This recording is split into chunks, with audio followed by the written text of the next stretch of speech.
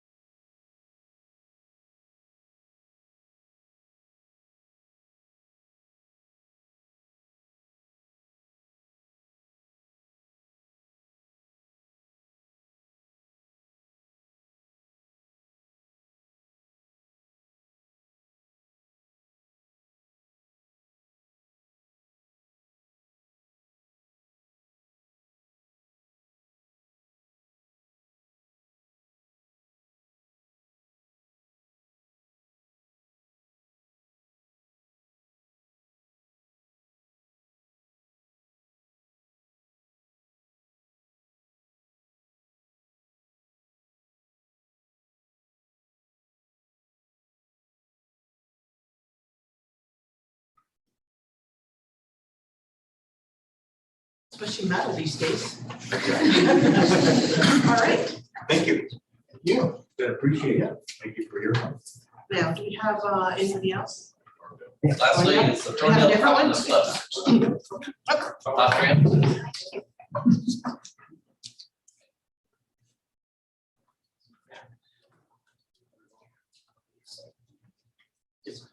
Come right over here beside me. Can't get away. That okay?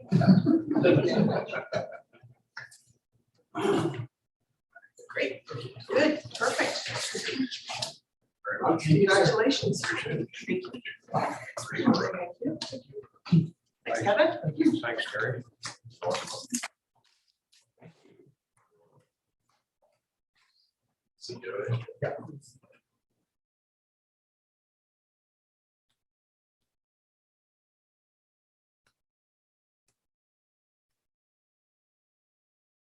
Your money in your hand. All right, and our next presentation is a very special one. And that is the Senior of the Year Award. Karen, would you like to say a few words about this? Okay, if I think Alan has instructions for us to speak loudly in the middle, so.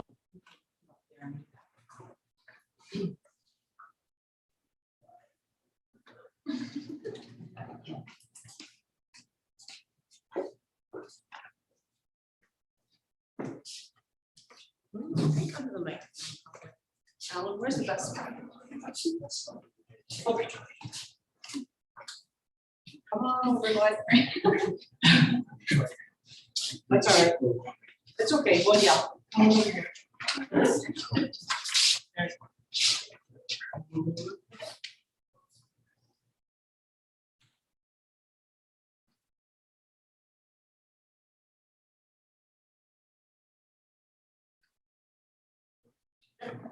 Did you want to say something? Yes.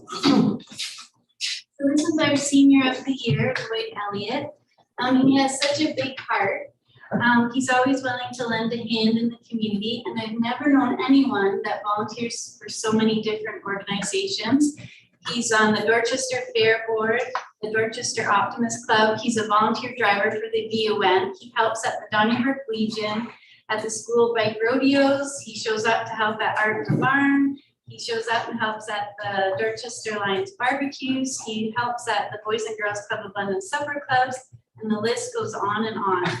Lloyd has volunteered at the Lions Senior Center for over 10 years. He gives of his time and bundles of energy at every event. He puts thought into everything he does. For Easter, he shows up dressed as a bunny. We had our Halloween Flintstones drive-through. He was more than happy to dress up as Barney Rubble. Lloyd is happy if you are happy. I believe his favorite thing to do is to make you smile. Congratulations, Lloyd. You deserve the credit for everything that you do. Thank you.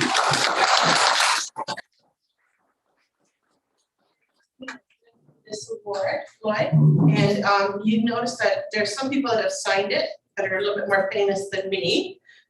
Raymond Cho, we've met him before, very good minister. Our favorite official, Lieutenant Governor of Ontario, Elizabeth Doddswell, and she truly is a champion for seniors as well. So she's very happy to get this, and myself. Thanks very much. Great. Okay. All right. Well, congratulations. Yeah, you can have a speech. Here. All right, Lloyd. I just put this quick together. I'd like to thank very much for the nomination for the Senior Citizen of the Year Award. Truly is great honor. Wish to especially like to thank Karen Kress from the Lions Senior Center and everyone who involved with this award. I enjoy to volunteer where and whenever.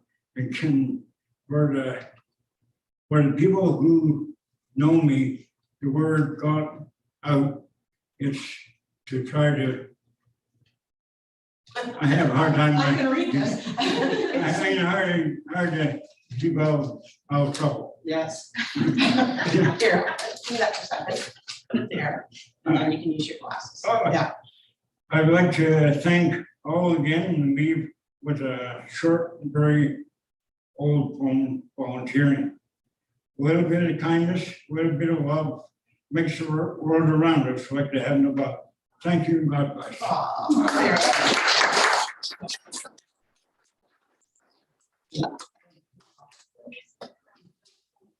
Okay. Oh, Now, I, do you want to open it now, or do you want to open it later? Are you supposed to open it now, or what? Oh, you know. Okay, all right. Good. Thank you. You're welcome.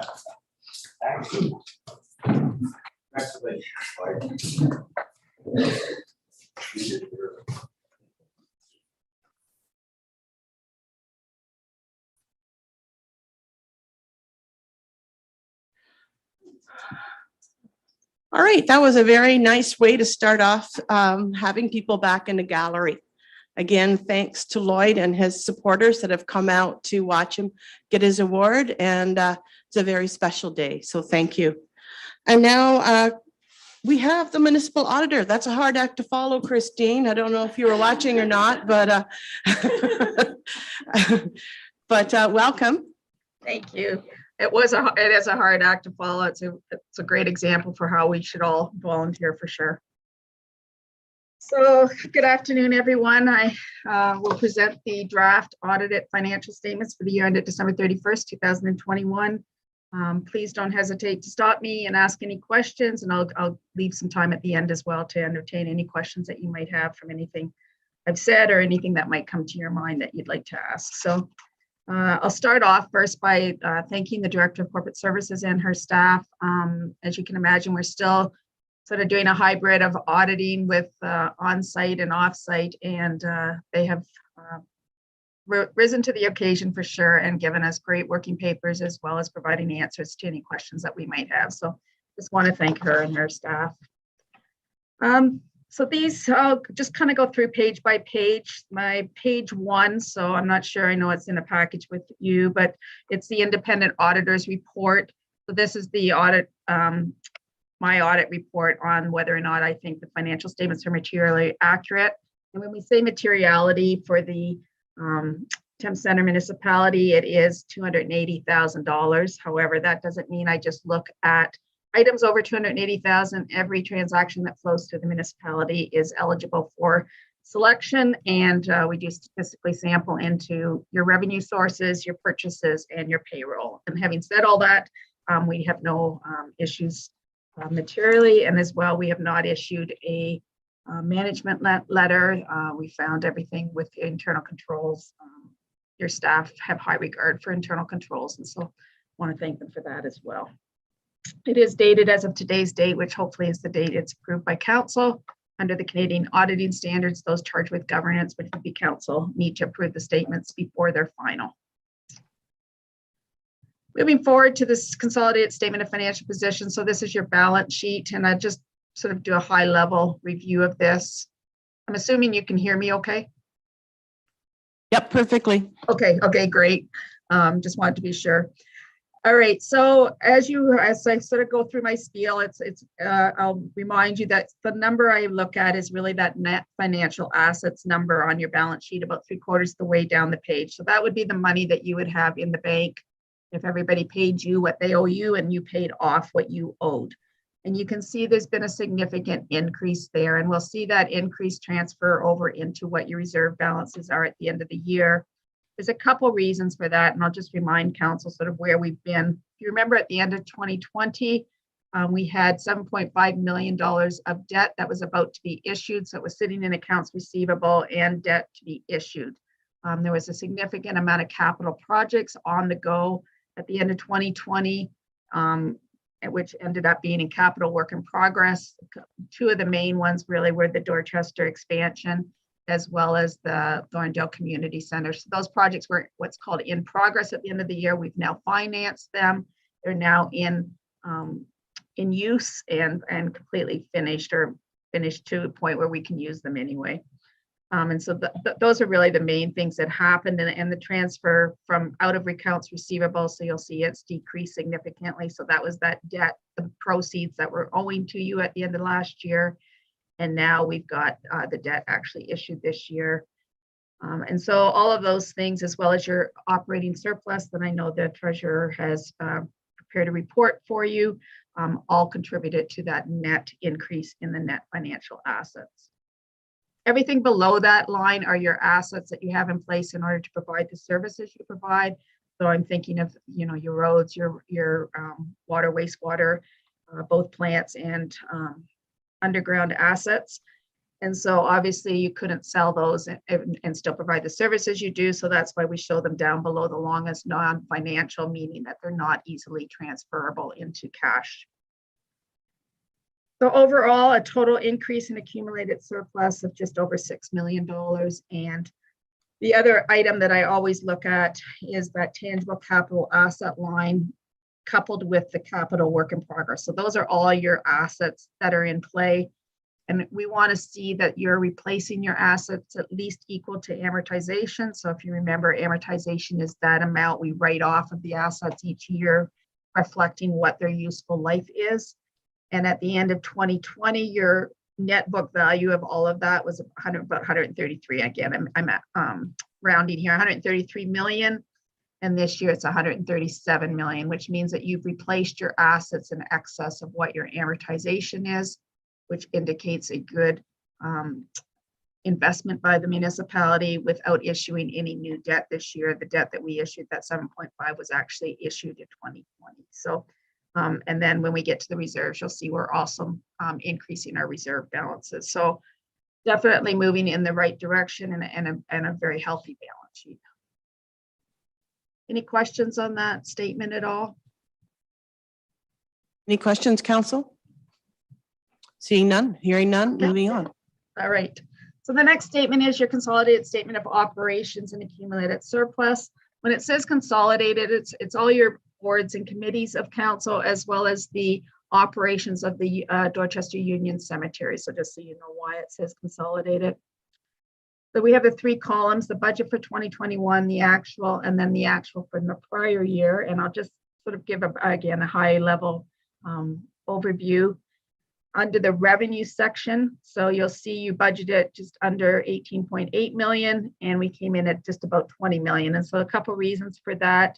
One is the user charges. So I'm seeing this throughout all my municipal clients. Water, wastewater usage charges were increasing over the last couple of years, mainly because of the work at home orders and people using obviously more utilities because of that. And I'll remind council that any excess there in those systems then are reflected in the reserves for those systems. So they stay within the system. Under government grants, there is about a $600,000 increase there from the budget. A couple reasons for that. This new fundings under Safe Restart happened in 2021. We got the first round in 2020, not knowing for sure what the second round was. We weren't budgeting for it. And so then it was actually received as well. The aggregates grant, which is the amount of gravel that gets taken out of the landfill, or sorry, the gravel pits in your municipality, you get a percentage of that. That grant was about double what we had budgeted. I think we budgeted about 200,000 and it came in over 400,000. So those two reasons are the main reasons for the government grant increase there.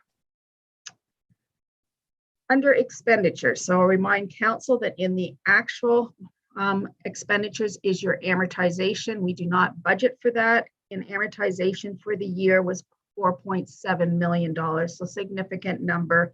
So we did not overspend by 4 million. What in fact happened is if you took the 4.7 million out of your actual 2021 column, you would then see the reason for the budget or budgetary surplus that we had in the savings that we had in the various areas.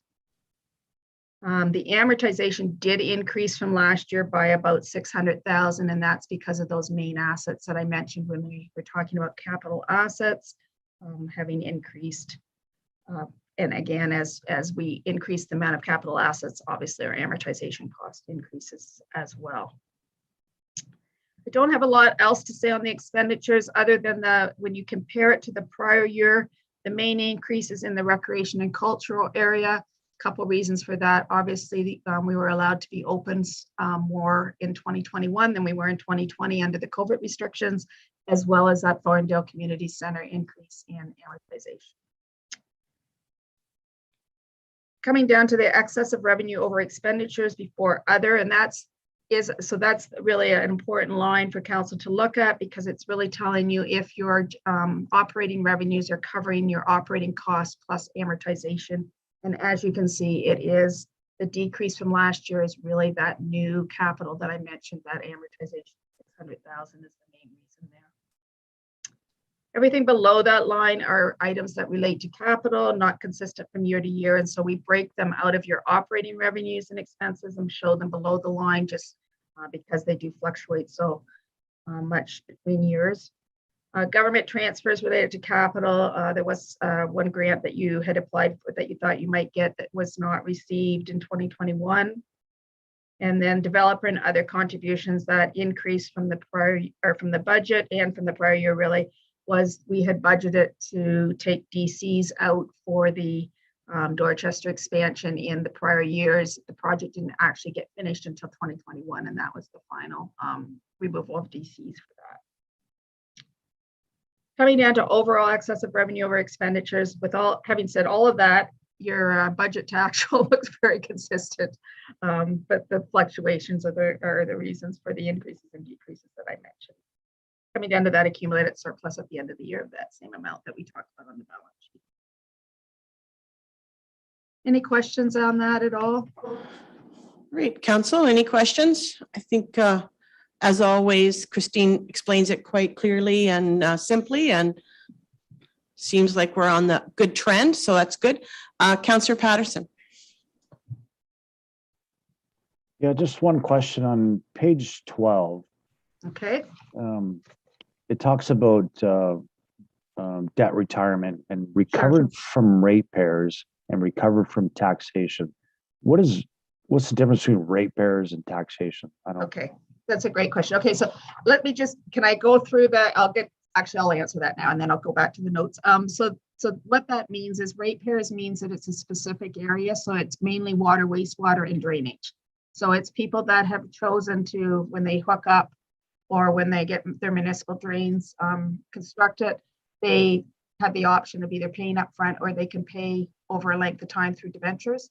And so they're all within a system. They're not on the general taxation dollar levy. So the general tax bill does not pay for them. Those ratepayers themselves pay for them because they have chosen to debenture them rather than pay them upfront for the most part. Okay, Does that any answer your follow-up?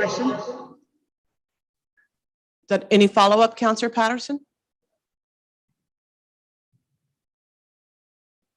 I think he said no. So, Okay.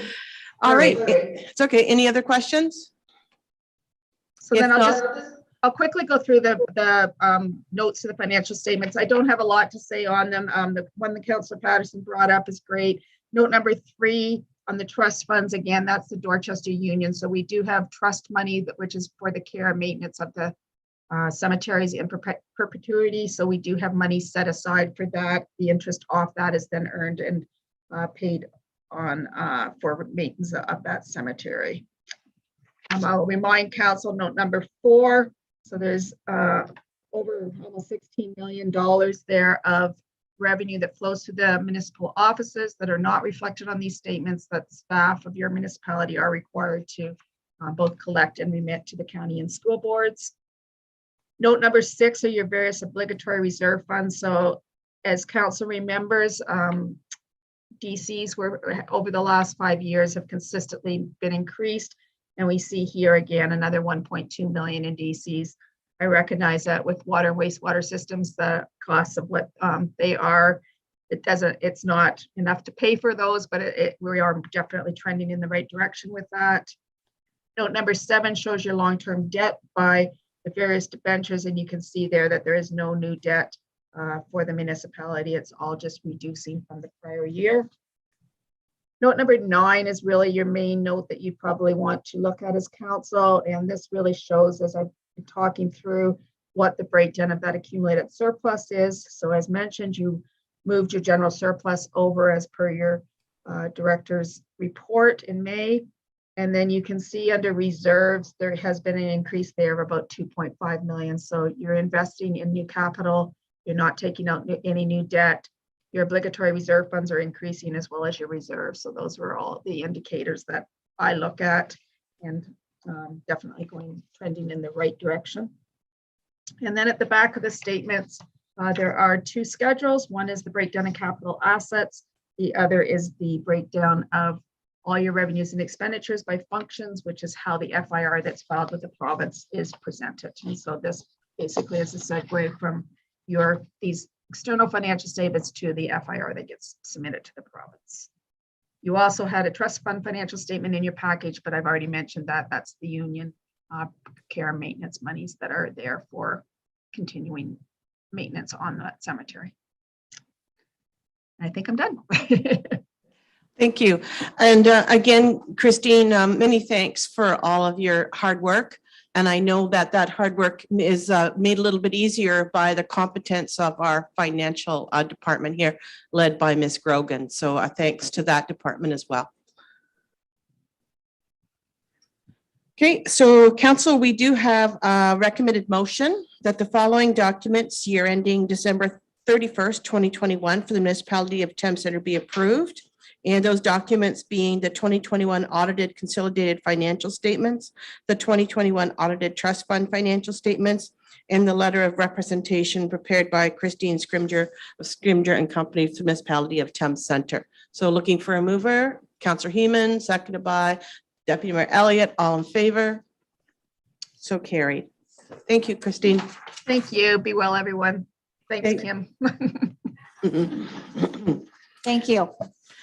So now we're moving into our public meeting portion, into our planning. So I have a motion that the council adjourn its regular meeting and reconvene as a public meeting under the Planning Act. Mover, Councillor Heeman, seconded by Councillor Hunter, all in favor? Carried.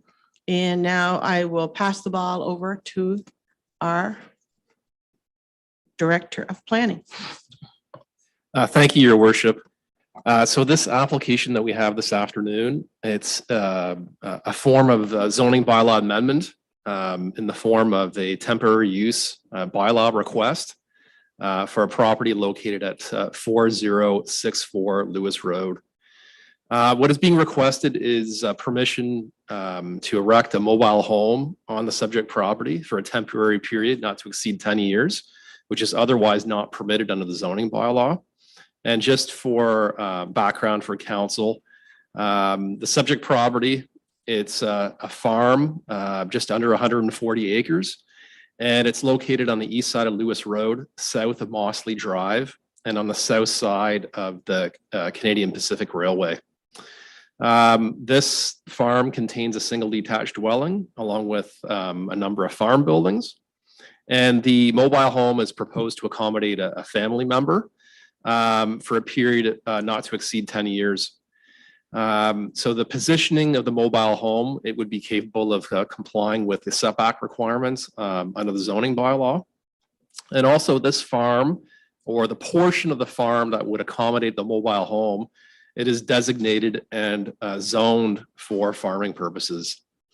I've conducted my analysis, and provincial policy and the County of Middlesex official plan, they wouldn't prevent the municipality's ability to consider temporary use rezoning approvals.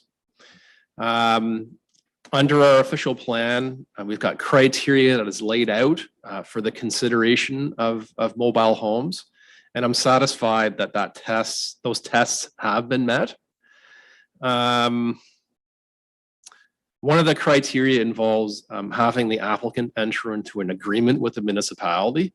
That has already done, but also there's the need for the payment of a security deposit, which will be collected at the time of building permit issuance.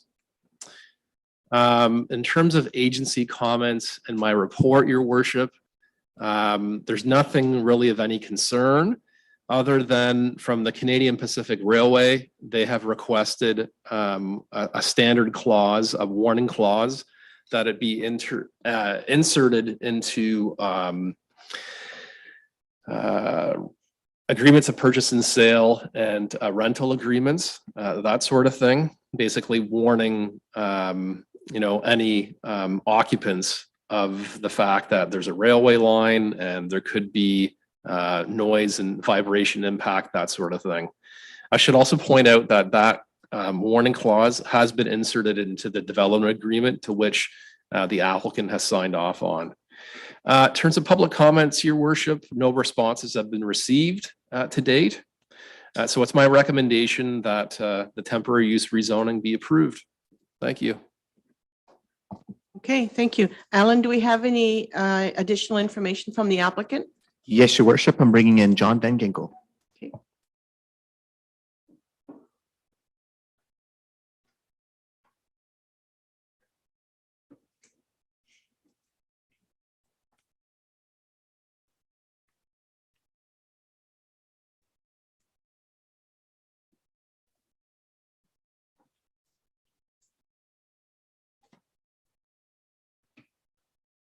Hello, Mr. Van Ginkel. How are you? Good afternoon. Good. Did you have any more information you'd like to send our way? No, unless you need some, I'm not aware of. No, I think Mark usually does a pretty good job on getting all the information there, so I think we're good. The only question I do have, do we have to wait another 20 days or 40 days? Through you, Your Worship.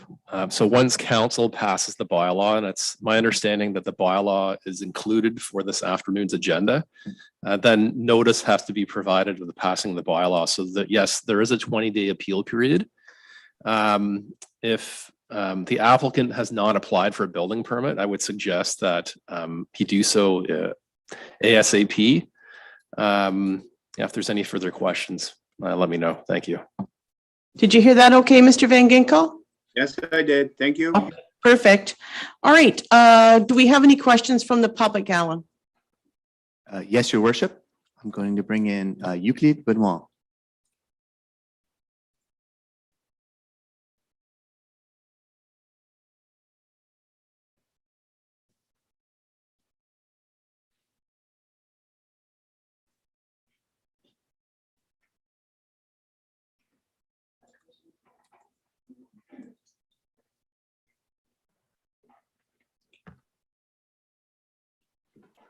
Good afternoon. Good afternoon. How are you? Good, thank you. Did you have any comments or questions, sir? No, just wanted to get more information about what was happening as we're an adjoining property. Okay. And did you get the information needed? Yes, everything's clear that it meets all the tests, and that's great. Welcome to the neighborhood. All right, perfect. It's a great neighborhood, isn't it? Certainly is. All right. Does council have any questions? Nope. Hearing and seeing. Oh, Councillor Patterson, go ahead. Yes, Mayor Work. I understand about the 3-year temporary zoning use, but this is the first time I've seen this 10-year extension for this. So I'm kind of confused about that. So I don't know, is this something new? I think I might answer that, and if I'm wrong, I'm going to allow Mr. Bancroft to correct me, is that I know under the county planning, it's up to 20 years, and each municipality can choose what number they wish. And I believe ours was changed just recently, maybe last year or the year before. Yeah. Currently, our time frame is a maximum of 10 years. However, the legislation, the Planning Act has changed, and now it's a maximum of 20 years. So as part of the official plan review, we're looking at changing that so that it bumps up to 20 years. However, with this application, we have to evaluate it based on what the rules are today. So that's why it's a 10-year time frame maximum. Thank you. Yeah, go ahead, Councillor Patterson. Yeah, and I'm having trouble with how is 10 years temporary? Why wouldn't they just change the zoning and do an official plan change? I'm going to let Director Bancroft answer that because that is the end of my planning. Through you, Your Worship, that's the way the policy is laid out in the plan in dealing with situations for mobile homes. That's what the requirement is. I really have nothing further to add. Any other questions? Nope. Okay. We have a recommended motion that zoning bylaw amendment application Z 1222 requested by 2866154 Ontario Incorporated for lands legally described as part of lot 7 and 8, concession 3, municipality of Thames Center and known municipally as 4064 Lewis Road be approved, provided an agreement is executed incorporating such further restrictions, terms and conditions as may be deemed necessary by the municipality. So looking for a mover, Councillor Hunter, seconded by Deputy Mayor Elliott. All in favor? So moved. Was there any against? Were you against it? Nobody? Okay. All right. So now we have a motion that the public meeting adjourn and council reconvene its regular meeting in order to continue with its deliberations. Mover? Councillor Hunter, seconded by Deputy Mayor Elliott. All in favor? Okay. Consent agenda. So we have a number of things on our consent agenda. First, we have a motion that the minutes of the regular council meeting held on May 30th, 2022 be approved as circulated. And that consent agenda's items 7.2 to 7.10 be received as information. Is there any discussion on any of these items listed in the consent agenda? Councillor Patterson. Yeah, your mayor, I wasn't at the May 30th council meeting, so I can't vote on whether those minutes are correct or not. Okay. So I would think that would be listed as abstaining then? Okay. And just making sure I haven't got anything else here. Okay, so 7.8, 7.9, 7.10. We can do that. That might be the easiest way to do it. So Councillor Patterson, we're going to do the motion for the minutes now, so then you can abstain from voting on that. So looking for a mover that the minutes of May 30th be approved as circulated. Councillor Heeman, seconded by Deputy Mayor Elliott. All in favor? So moved. And now looking at 7.1 to 7.10. Is there anybody want to discuss anything on there? If not, looking for a mover to accept them? I just wanted to add one thing. There is a cemetery bylaw update report. I just wanted to add that the cemetery coordinator was also consulted on that report in the bylaw, and her name was not mentioned in there. So Okay. just adding that. Great, thank you. All right. Mayor Work, sorry. Yep, that's okay. You said 7.1 to 7.10, but you mean 7.2 to 7.10? Yes, I'm just being literal and reading what it says on the paper, which probably I shouldn't do. So you're right. Yep, 7.1 was the minutes. We've already dealt with that. So 7.2 to 7.10 and Deputy Mayor Elliott, seconded by Councillor Hunter. All in favor? So moved. Now moving on to the reports of departments. 8.1 FL 00222 Fleet Unit 4 replacement due to catastrophic failure. Thank you, Your Worship. Report FL 002-22, the catastrophic failure report. Maybe a different word might have been better. We have a zero-turn mower that basically blew its engine during normal routine grass cutting. Looking for a replacement engine was difficult, if not impossible. We spoke with got a couple of prices, got a quote on different on a zero-turn mower here too. I'd like to purchase that. The funds going from the sale of the previous mower here will go back into the fleet reserve as well. So this is your, anyway, have any questions, I'd be happy to answer them. Any questions regarding this catastrophic failure? So I have a question. I mean, just wondering, would it be wise just to stick it in the shed until the part comes back in and then we have two? Thank you, Your Worship. Good question. And we pose that to the Parks and Rec Department. This particular machine is at 2,500 hours, which we were told is end of life. Another engine would, and is a replacement engine. That was the easy question to ask. And the new engine would be a year away from retaining with the backlog that they have. We just didn't have time. Okay, thank you. All right, so hearing that, any other questions? We have a recommended motion that council receive report FL 00222 for information, and that council approve additional funding to replace Unit 4, not to exceed 15,000, including non-rebatable HST, and that the additional cost be funded from the Fleet Capital Reserve. Councillor Heeman, seconded by Deputy Mayor Elliott. All in favor? Good, we can start cutting grass again. All right, moving on now to 8.2, which is CS 00722, the Royal Field fundraising sponsorship update. So, oh, there is Mr. McDonald right there. Good afternoon, Council. Through you, Your Worship, report CS 00722 is a request for spending approval on additional aspects to be added to the Royal Field project, with this cost covered by a portion of the available funds raised to date via sponsorships. As per the written report, this request is for an upgrade to the batting tunnel at just under $25,000. And then I would like to verbally add on another aspect that has developed since this report was submitted. This verbal add-on would be to also approve $1,531.49 inclusive of non-rebated HST to add the facility naming rights signage Royal Field to the top of the scoreboard.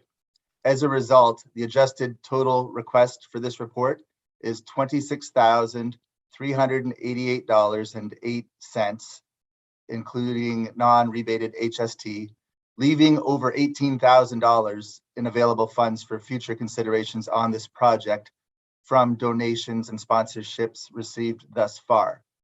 So due to the verbal add-on, I would like to suggest that we revise the recommendations as follows.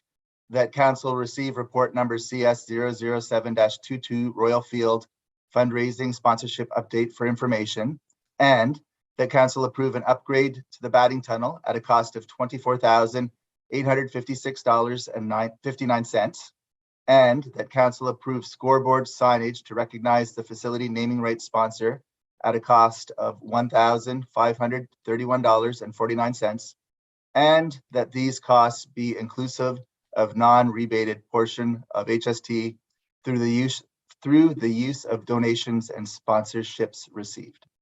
And I'm happy to answer any questions you might have on this report. Okay, thank you. Any questions?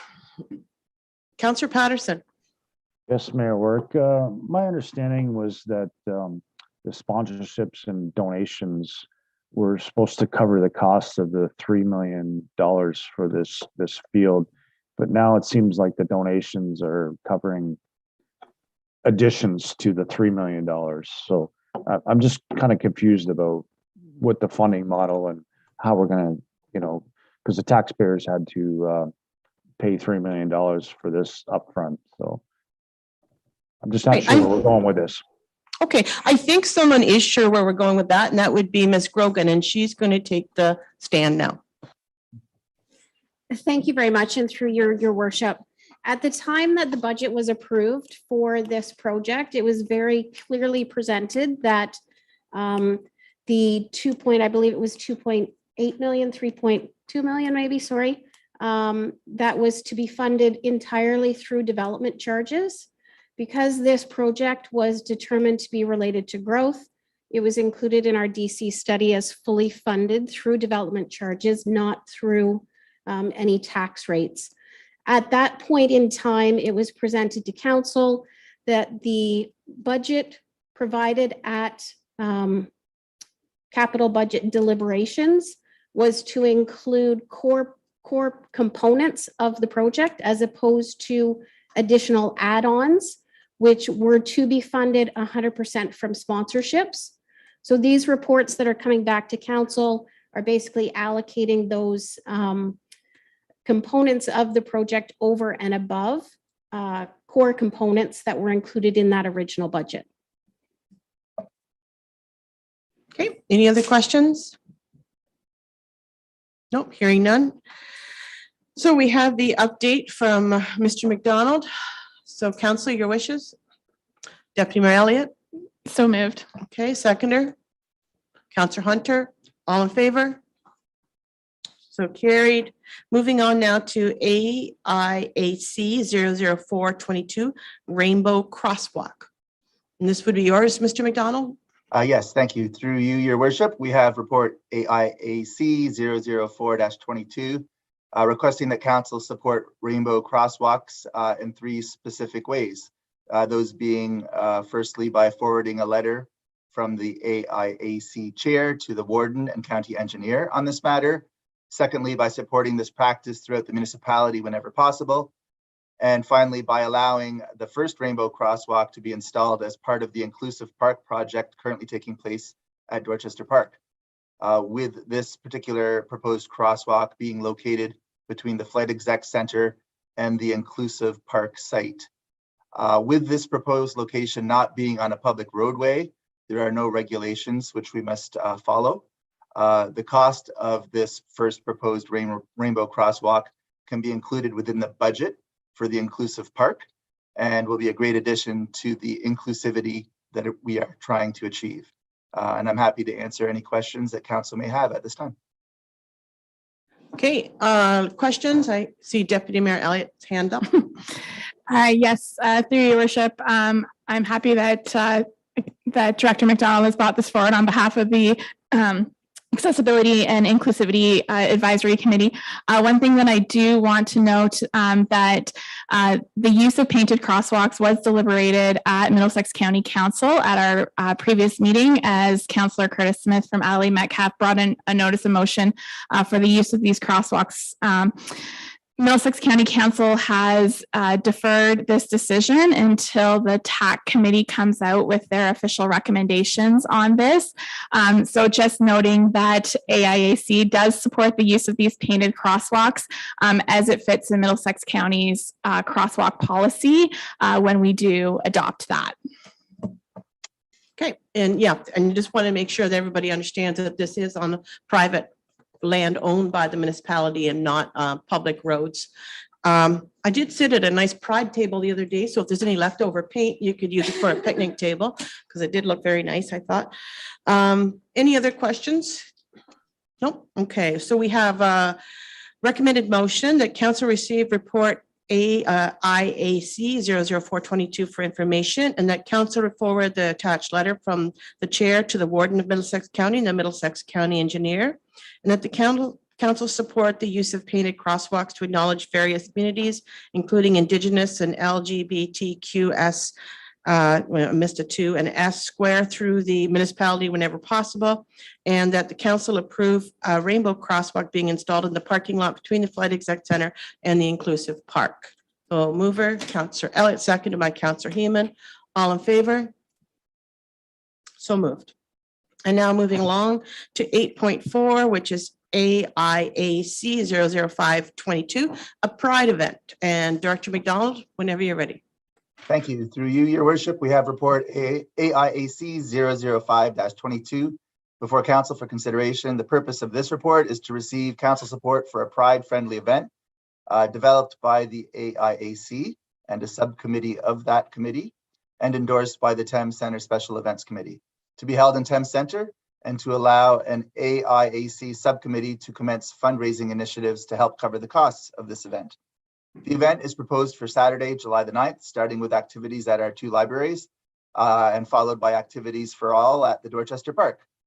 Costs will be covered between funds raised and a maximum of $1,000 from the AIAC budget, with the potential for some grant money as well. And I'd be happy to answer any questions that council may have at this time. Okay, any questions or comments? Deputy Mayor Elliott, go ahead. Yes, through your worship. I had kind of prepared a statement on the importance of having this event, and especially noting that yesterday was the 6th anniversary of the massacre at the Pulse nightclub, where 49 people lost their lives. But then an email came in, and I don't know if everyone's had the chance to see it just after lunch, and it came from Jessica Hale, and she shared her experience of growing up in Dorchester and Thames Center. And she shared that she is a 30, and so I want to read an excerpt of her letter because I think it really speaks to why it's so important that we do this. So she's a 30-something-year-old woman who's lived in Thames Center since she was 7 years old. Her husband's family can trace the roots back to the area to the early 1900s. She said, I was 15 years old attending North Dorchester Secondary when I made friends with a boy who was openly gay. I was 16 when a friend confided in me that they cut themselves as a result of being bullied for their sexuality. I was 17 when I witnessed kids smash various artwork in the hallways of LDSS that belonged to individuals expressing their pride. I was 18 when one of my best friends came out. I was 19 when I attended a funeral of a friend who had killed themselves because of the constant bullying and hate they experienced because they were gay. I was 20 when I started a new job here in Dorchester with an individual of the LGBTQ plus community. On our shifts together, I witnessed that being an adult doesn't mean the bullying goes away. The adults are just as cruel as teenagers. I was 22 when I had to physically remove an individual from kicking in my friend's face because he was gay. Despite there being multiple witnesses to this crime of hate, charges weren't able to be laid. I was 25 when a coworker went to the bathroom, urinated in a coffee cup, and came back and poured the contents of the cup onto a desk backpack and coat of another coworker who was gay. I was 27 when my twin daughters were born. In the twin community, I met some nurturing and amazing same-sex parents and became fast friends. They openly shared their struggles in parenthood, which included, but not limited to, the discrimination they experienced because they were in a same-sex marriage or partnership. It was last week when I was having coffee with a friend on a patio and someone yelled, and I won't say what was said, but to him because he was wearing a rainbow pride t-shirt. I live near Lord Dorchester Secondary School now. I see the pride flag outside of it and cannot help but think of how the generation before me failed my generation who attended school there. But I'm overwhelmed that we are now grown up and actively standing up for the youth of today so they will not have to experience the levels of hate and bullying we experience. Finding out who you are meant to be and the purpose in life is monumental. I want to live in a world where a youth struggling to find their identity would never feel unheard or unsupported. All you have to do to see some of the hate that still exists in this community is log into either of the community Facebook groups and scroll for a bit. It's there, and you're delusional if you think that it's not. There are 129 countries in this world. In 70 of them, there are laws that actively criminalize homosexuality, and only 29 of them is it legal to marry your same-sex partner. Pride in Thames Center needs to happen because hate still exists. If hate exists, then pride needs to exist. Okay, thank you.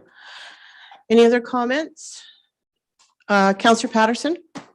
Yeah, Mayor Work, it doesn't specify the cost for this, this project, so I'm just wondering what the costs were for this special day on July, whatever it is, July. I'm going to ask the chair of that committee to answer that question. Yes, through your worship.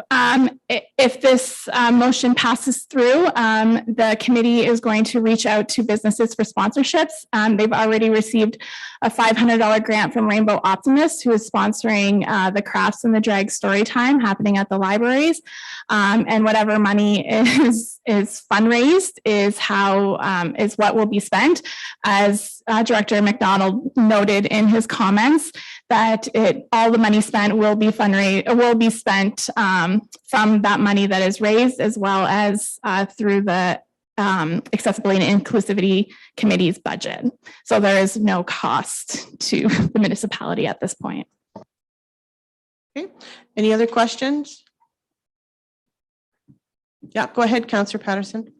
I'm not familiar with this community, but my understanding is Pride Month's in June. So are we behind the ball here? Why July?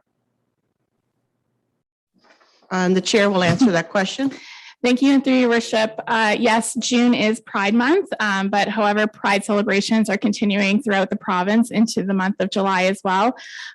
We did note just the time frame and having to bring this forward and get it approved and get it organized, as we have no money to spend upfront, as well as Pride celebrations are in London the last weekend of June, and we felt that we didn't want to take away from the Pride celebrations in London, meaning this is our first one, so we have gone the weekend after.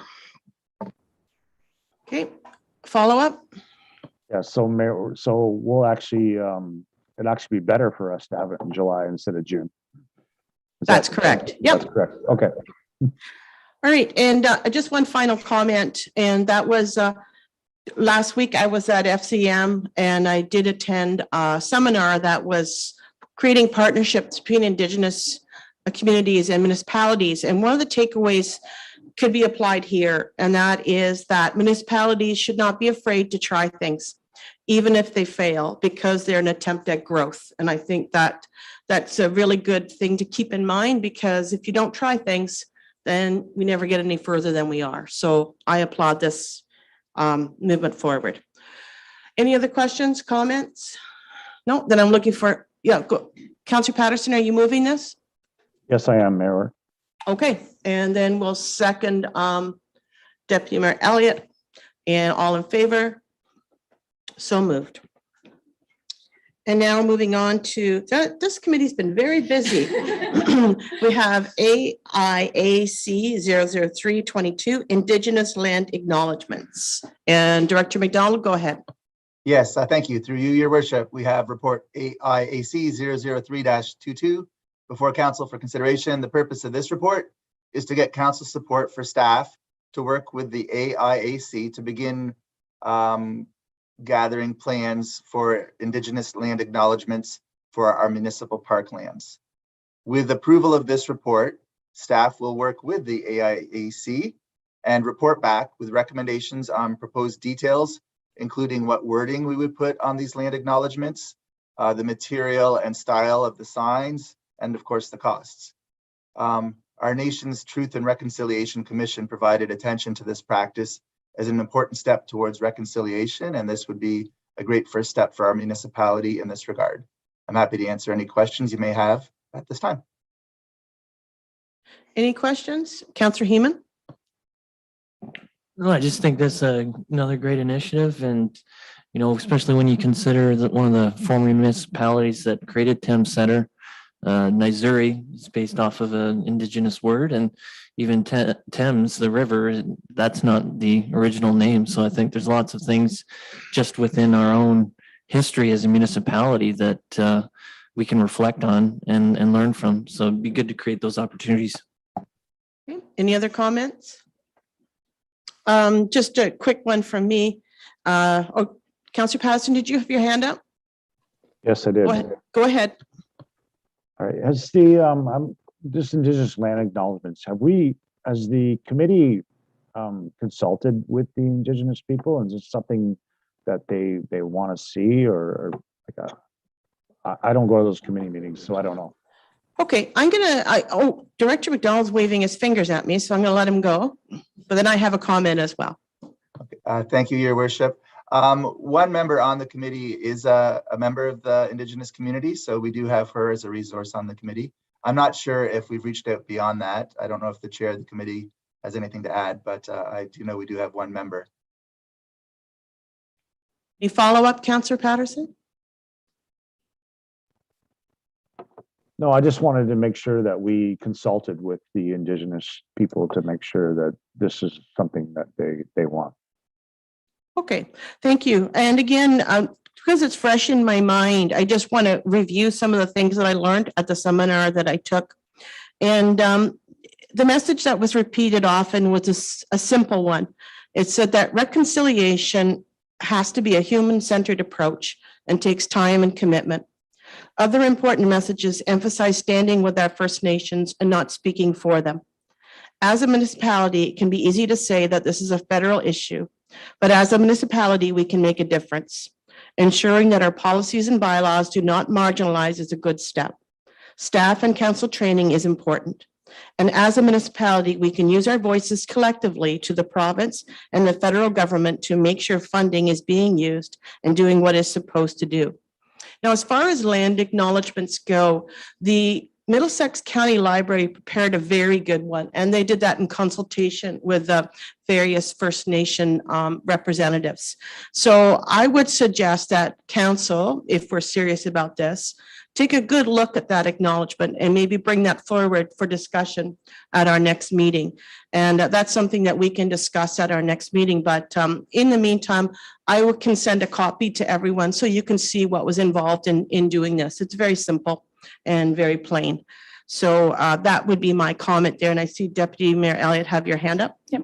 And I'll just add to all of that, I have spoken with Indigenous members of our community who are very supportive of this, as well as land acknowledgements are specifically noted in the Truth and Reconciliation Commission report that came out as a way to acknowledge this. And so they are very much supported. And I think this is one step. And just to add that it was actually the Accessibility and Inclusivity Park Subcommittee that brought this forward to simply add it at our inclusive park. But the Accessibility and Inclusivity Committee as a whole felt it important that we do this acknowledgement at all of our parks as a step forward.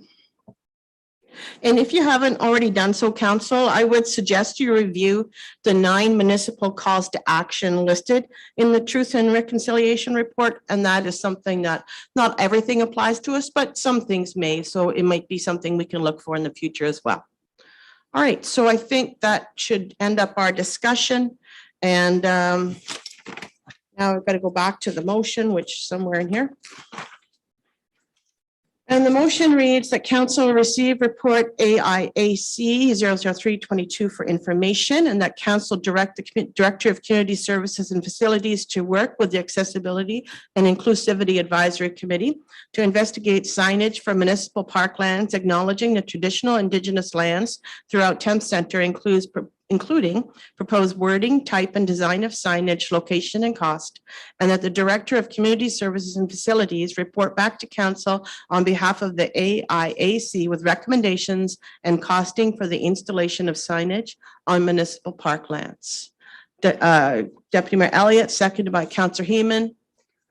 Did you have a question before I call the vote? Councillor Patterson, or are you just? No, I'm supporting the motion. Okay, perfect. All right. All in favor? Great, thank you. And thank you, Director McDonald. Thank you. All right, Mayor's report. Since our May 16th meeting, there has been an increasing number of events that are requiring personal appearances, which makes us feel hopeful that we're on the right path. May 17th, I was a part of an ad hoc government meeting. This is an interesting group of people from London Health Sciences, St. Joseph's Hospital, and the county, representing ambulance and social services, as well as representation from London and Middlesex. This group is working on a document that can be released to our provincial governments once we're completed. May 18th, Kettle Creek meeting was in the morning, and at 1 o'clock, I attended the Senior Center, the luncheon honoring the volunteers that assist Karen with the many programs that she runs. It's always a pleasant event. Councillor Hunter joined me for that day, and he didn't eat all the sandwiches, so that was good. May 19th, that night I attended the past warden's supper at the county building. May 24th at 9 o'clock, I had an ambulance meeting, and at 1 o'clock, county council, and at 3:30, the library meeting. May 25th, with the Western Ontario Wardens Conference, we spoke to federal ministers about projects that the group is concerned with. We have 4 priorities this year. The first is affordable and attainable housing in rural Western Ontario. The second, our workforce development report. Third, broadband infrastructure and investment and advocacy.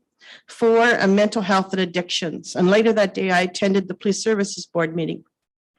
May 26th, I was honored to attend Survivors Day. This event is a chance for cardiac event survivors to meet their paramedics who responded, as well as the dispatchers and all the other first responders who assisted with the calls. 7 people were honored that day, and it's always a very emotional and meaningful event. May 27th, as a representative of the county on the Western Fair Board, I was honored to attend the Camelot Classic at the Raceway. Southwestern Ontario has a strong standardbred industry that is recognized worldwide, and it's always good to have an opportunity to see some of the best horses, drivers, and trainers in action. May 29th, I was pleased to be invited to Glen Hope's naturalized property on Gladstone Drive.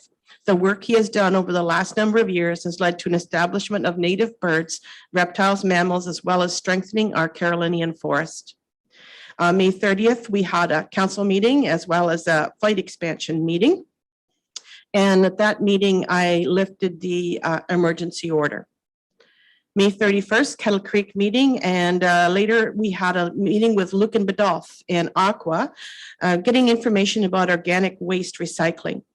June 1st, I left for FCM in Regina. On June 10th, I attended the Western Ontario Wardens Caucus Full Caucus meeting. And on June 6th, I terminated the county emergency orders. And that brings us up to today. So thank you for your time. And now moving on to unfinished business. Do we have any unfinished business? Hearing and seeing none. Now we're at 11.1, cycling incentives. Councillor Heeman, I believe you have a notice of motion. Yes.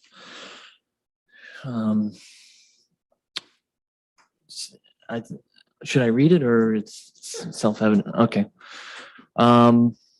Whereas cycling is a healthy mode of transportation and recreation, whereas Thames Centre has an official cycling route plan, whereas cycling is a low carbon transportation alternative. Therefore, be it resolved that the Director of Public Works investigates opportunities for improved cycling infrastructure in the municipality of Thames Centre. So, and just, I guess, to motivate that somewhat further, we're just looking at what are things that we can do to make bicycling easier and more taken up within the municipality. And so things like bike lanes, bike racks, just things that make it safer and easier for members of the public to do so. Okay, thank you. Oh, I see a hand up beside me. Ms. Grogan, go ahead.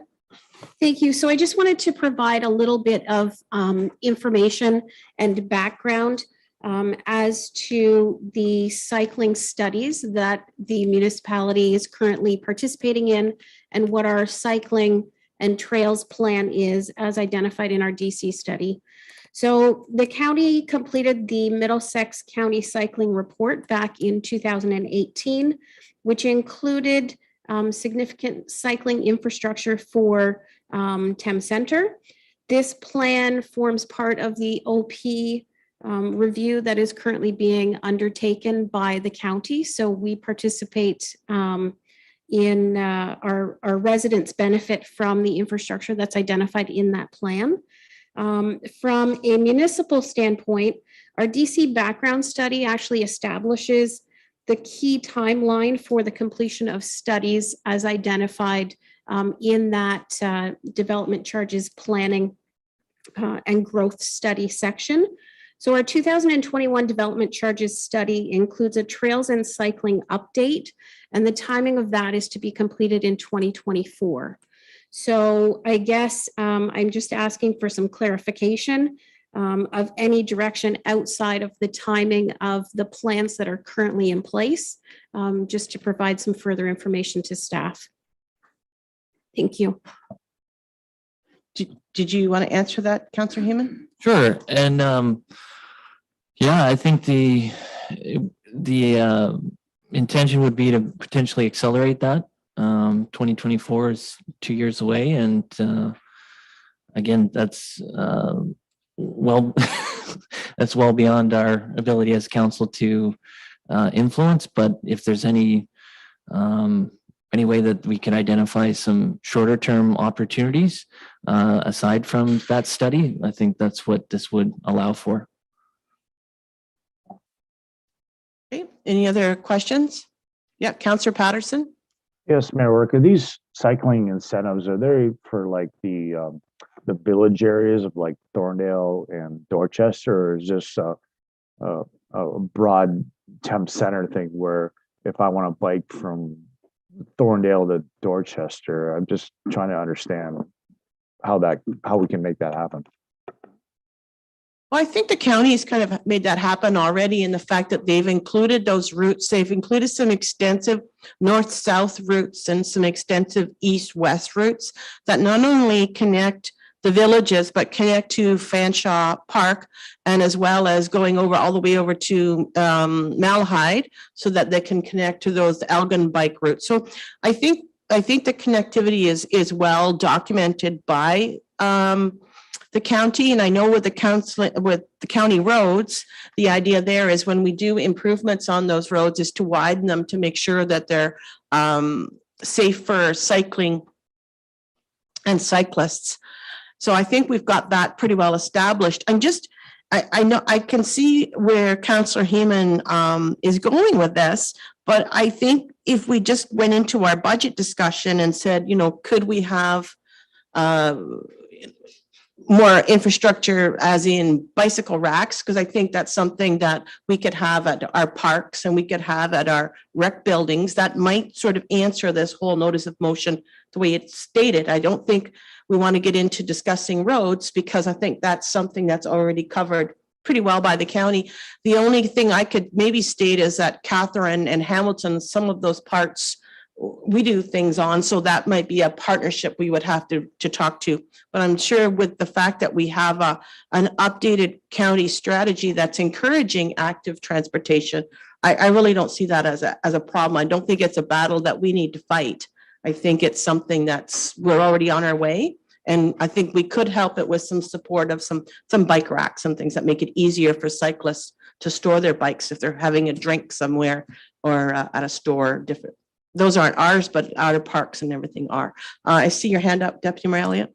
Yes, through Your Worship, possibly to our Director of Public Works.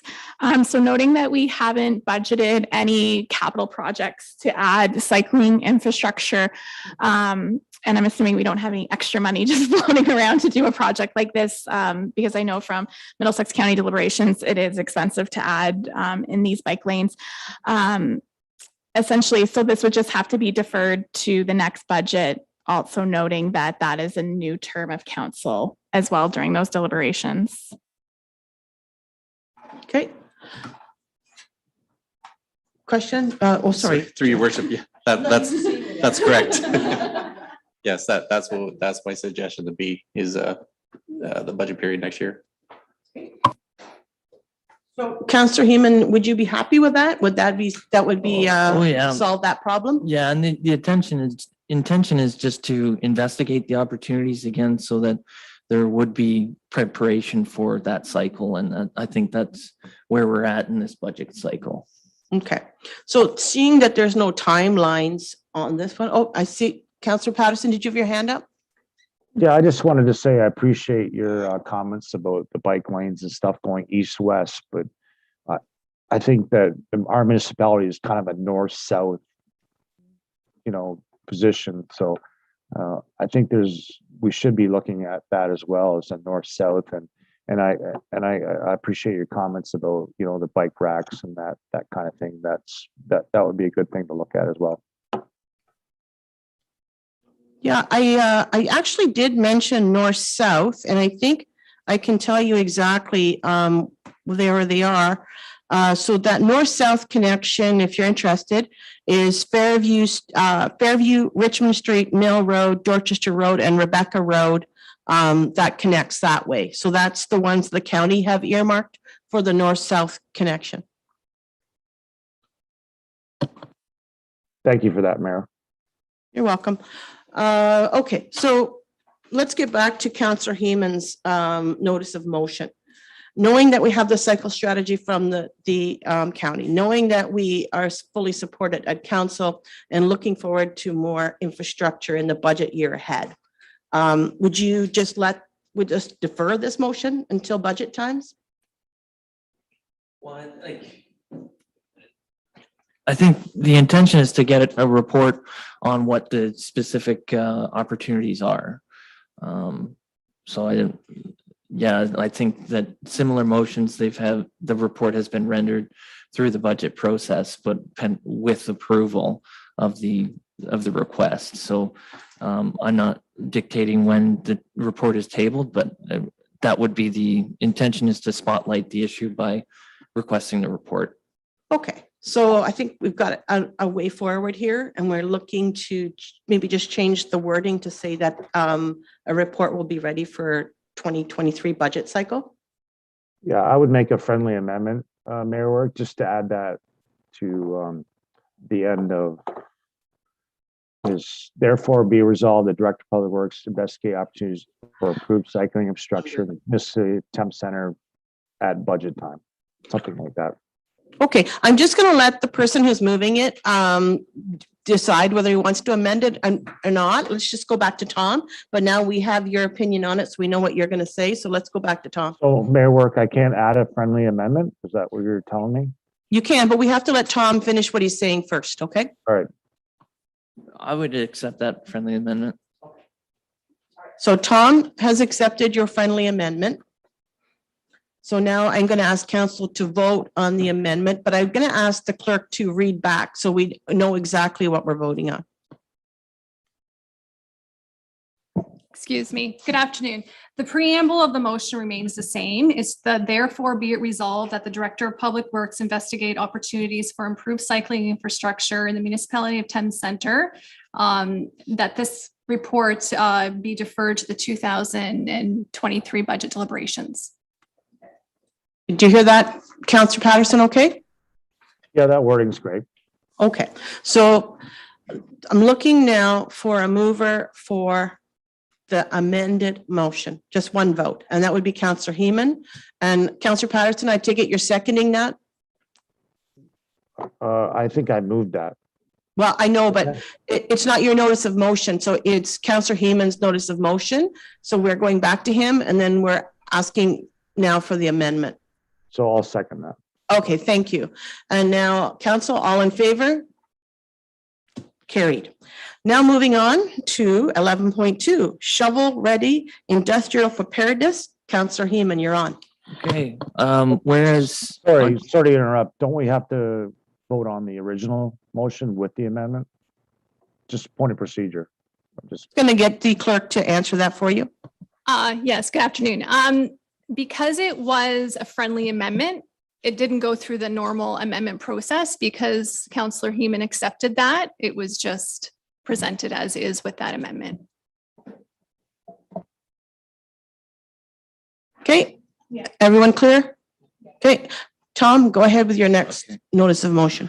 All right, so whereas Ontario is open for business and whereas Thames Centre has multiple areas for industrial development, including vital access to the Highway 401 corridor, and whereas municipal servicing is instrumental for the development of industrial lands for intensive and efficient use of industrial zone lands, and whereas industrial lands provide high employment opportunities and greater utilization of water and wastewater, and whereas Thames Centre now has a water and wastewater development charge structure, therefore be it resolved that the Director of Public Works prepare a proposal for for water and wastewater servicing of our industrial corridors. And just to further motivate that, it's similar in the sense that we're looking at what would be opportunities for additional servicing. I know in the official plan discussion, there's a secondary site plan on potential lands. And I think it's just something that through that active planning and through discussions on other opportunities, it'd be good to see if there's ways we can utilize our lands more intensively with servicing. I think if we have a plan, it allows us to communicate with the development community and to have potential costing for said debentures under a development fee structure. Okay, so let's hear some discussion about this. And I see somebody with their hand up over there, and that would be our Director of Planning, Mr. Bancroft. Thank you, Your Worship. So considering this matter has some overlap between Public Works and Planning, I think that I should probably take the lead. And I think it's important that Council has an understanding as to the context, sort of the background in terms of where we've been, and then where we're going in the future. So back in 2019, there was a master servicing update that was conducted by GM Blue Plan, which looked at water and wastewater servicing. And as part of that study, it did not include the 401 corridor. And then secondly, and Councillor Heeman touched upon this, So as part of the official plan review, we are contemplating the implementation of a special policy area to require secondary planning, in particular along the Donnybrook area adjacent to the 401. And it's also noted as being under our strategic plan, being a medium-term goal to have that secondary planning in place. And then going back to the DC background study, 2021, there is a project in place to be implemented in 2026 for a 401 corridor study. So if anything, Your Worship, I think it would make sense here for this matter to be considered as part of the 2023 budget deliberations. So if anything, maybe we accelerate it and have it considered by the next council in 2023. So that's my 2 cents for council's consideration. Thank you. Okay, thank you. Deputy Mayor Elliott, did you have your hand up? Yeah. Yes, through your worship, and I think this is going to go back to our director of planning. Back last term of council, we did significant studies on our industrial land up in Thorndale to have it serviced and have it shovel ready, as the term goes, to promote industrial growth in the Thorndale Park. And we did that through grant money from the province in order to do that. So, and that was great. But along Dorchester, along this corridor, along the 401, Thames Center actually doesn't physically own any industrial land. It's all privately owned. And so to come up with a servicing plan would have to enforce private owners to want to develop that, want to service that land. And I'm just wondering how that would go about, and maybe even more, as you mentioned, this should really come through the Donnybrook corridor study on how we want to develop that land and whether or not we service it. Okay. Agreed. Yep, go ahead. Well, I've got really nothing further to add, Your Worship. Other than the deputy mayor is in alignment essentially with what I mentioned previously, that this be all sort of part and parcel, and we're already going down that path anyway already. So yeah, if there's any questions, I'm here to answer those. Thank you. Okay, so Councillor Hunter, you have your hand up. Yeah, I agree with the deputy mayor and the planner. Like maybe we just need to accelerate our study from 2026 up to this next budget cycle. Okay. And that solves the problem, I think. Any other comments? Councillor Heyman. Yeah, I think Deputy Mayor Elliott's point about private lands are pretty important. And I think that through that secondary site plan agreement, there's room for conversation with landowners on what the future of their properties are. But it's also, if we don't have the information as to what potential costing could be, it's an option that can't be brought to the table at that time. So I think it's just looking at all of our options, but with an eye to doing that sooner rather than later. And there may be additional opportunities outside of that corridor that could come up just from the act of exploring. Well, I'm pretty sure there'll always be additional opportunities that come up for industrial land. There's always somebody looking over our shoulder, wondering how we're doing things. And I know, because of the familiarity with our plans that we've been working on, we do have a surplus of industrial lands at the moment, but that won't always be the case. And I do think having lands that aren't serviced do tie your hands up a little bit, because certain industries can only be allowed to use those lands, which is what we're doing at the Donnybrook. You obviously know that we cannot connect plants that use large amounts of water in those areas, because that just doesn't make sense.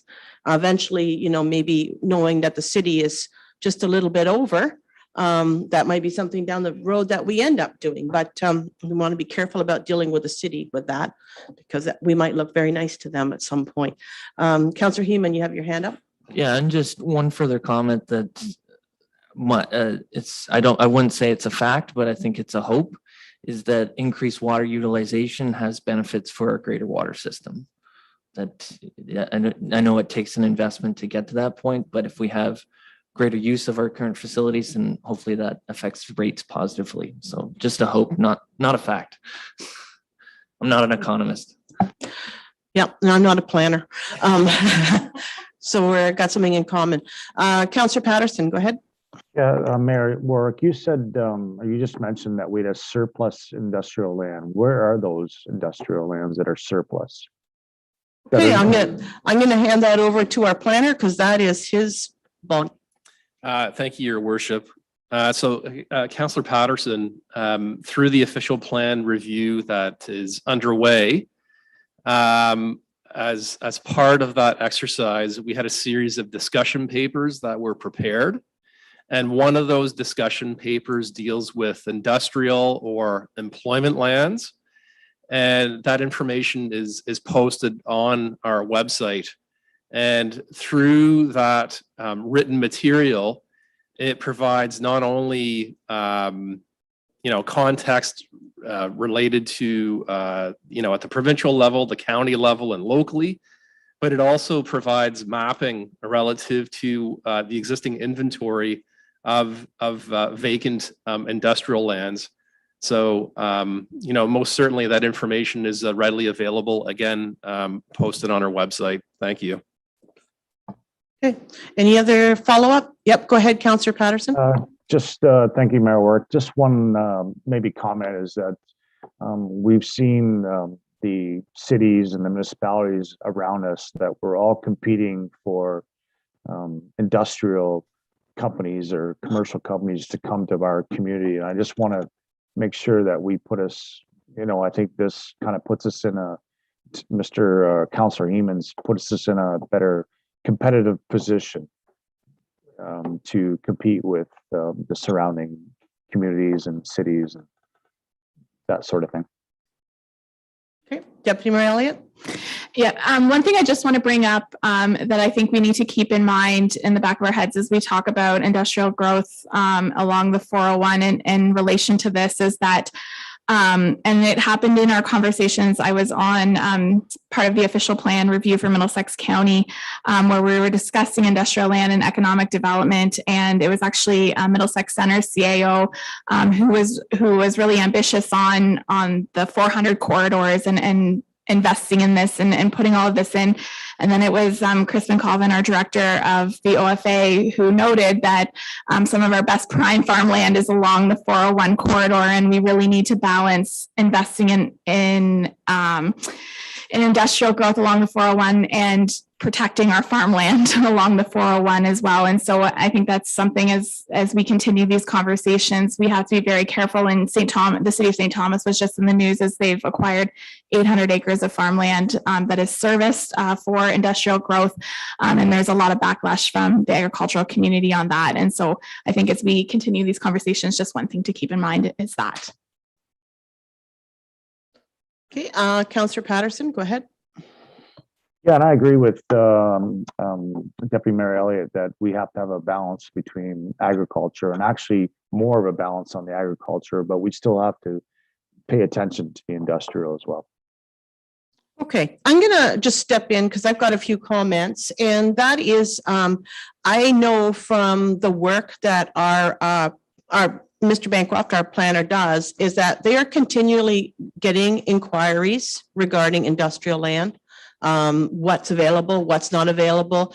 And there are many meetings throughout the month with people that are looking to develop employment lands. So I think we're on the right track here. I think we are open for business. And I just think, Tom, I think the intent is good, but I think we're already doing it.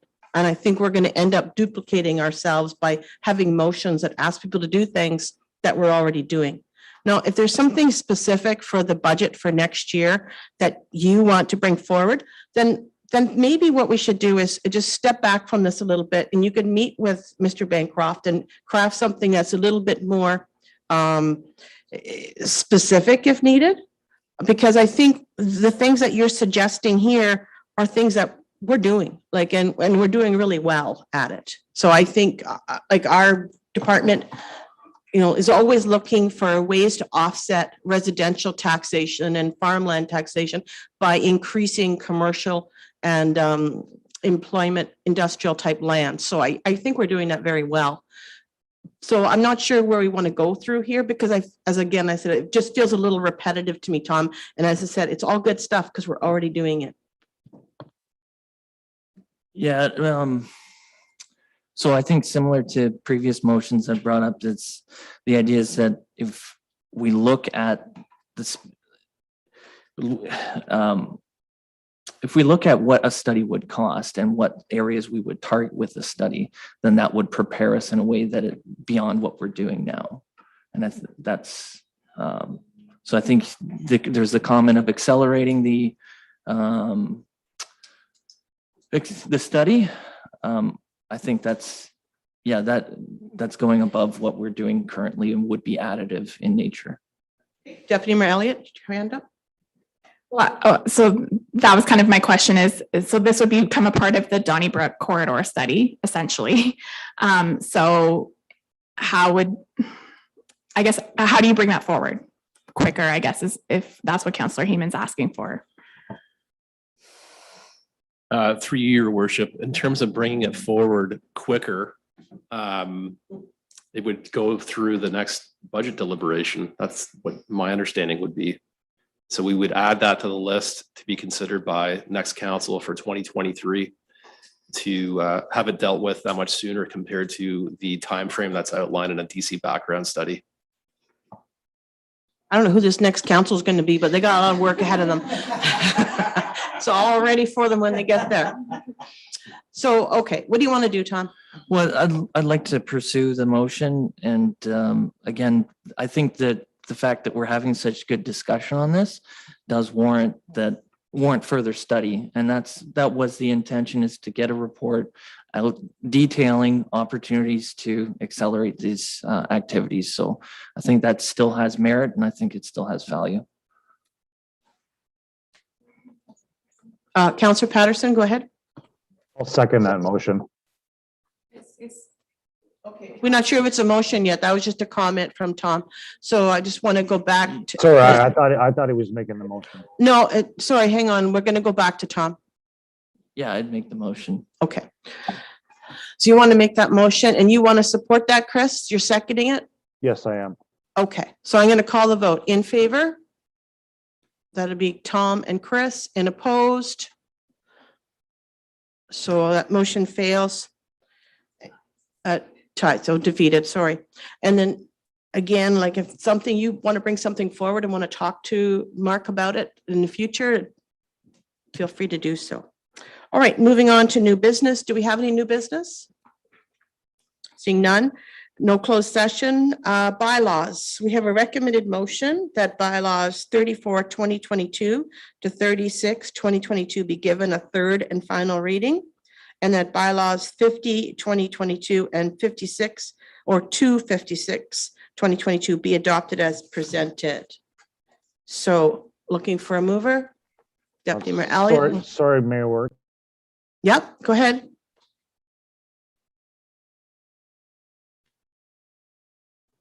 Remove 14.8. I want that one separate if I could, please. So you're talking about the trailer on Lewis Road? The temporary use agreement, yes. Okay. Did you note that one, Tina, that we're not doing that one together, we're doing it separately? Yep, good. Okay, call the vote for the other motions. Councillor Hunter, seconded by Deputy Mayor Elliott. All in favor? Okay, 14.8, bylaw 54/2022 being a bylaw for temporary use agreement for 2866154 Ontario Incorporated Mover, Counselor Hunter, seconded by Deputy Mayor Elliott. All in favor? Opposed? Okay, our next meeting is Monday, June 27th, 22 at 5 PM. And now looking for a motion to adjourn. Counselor Hunter, Deputy Mayor Elliott, all in favor? So moved.